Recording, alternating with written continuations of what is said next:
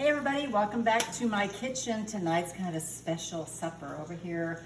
This is like, when you don't want to heat the oven up, this is a totally stovetop meal. I've got going over here some risotto that's just cooking down slow and creamy. I added a little celery and onions and of course garlic to that, white wine, and I'm just adding chicken stock as we go.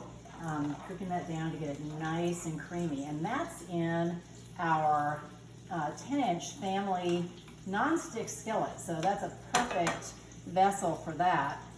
Over here, I've got some garden fresh zucchini, garden fresh peppers and onions, just sauteing in a little avocado oil, along with some fresh garlic, of course. And those are going to go just a little bit longer. But the pièce de résistance is some scallops. These are nice sea scallops. And a couple of tips about cooking scallops. I think people are a little intimidated about them. You want to make sure, the most important thing you can do if you want to make seared scallops is to make sure they're dry. So I rinse them, I put them on the paper towel, and I make sure that all the moisture is off of them.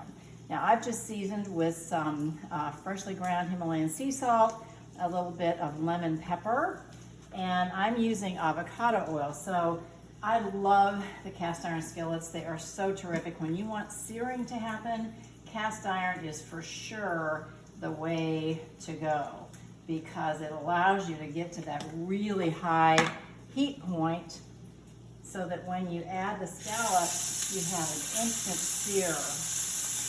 And I'm putting these seasoning side down. And you want to make sure that you're ready to rock and roll when it's time to cook these because it takes almost no time to cook them. We're going to go for about a minute on that first side, just long enough for me to add a little more. This is one of our wonderful pantry seasonings, the lemon pepper. And honestly, just salt and pepper is just really, really good on fresh scallops.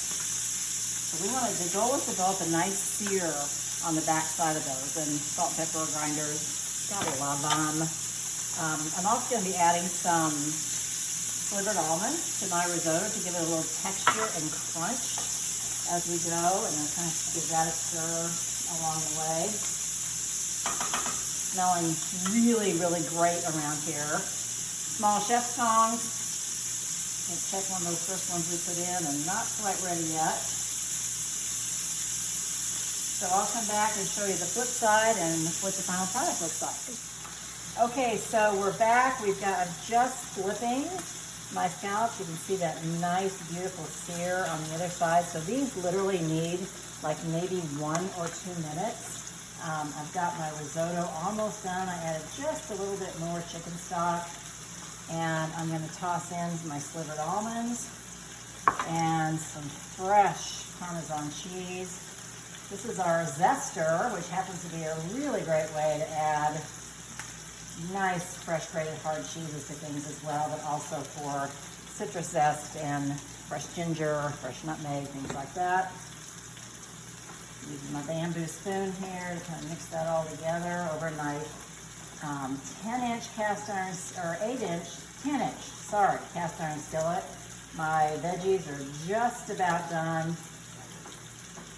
And we're going to have quite a meal. So I'll come back and show you what my plate's going to look like for dinner tonight.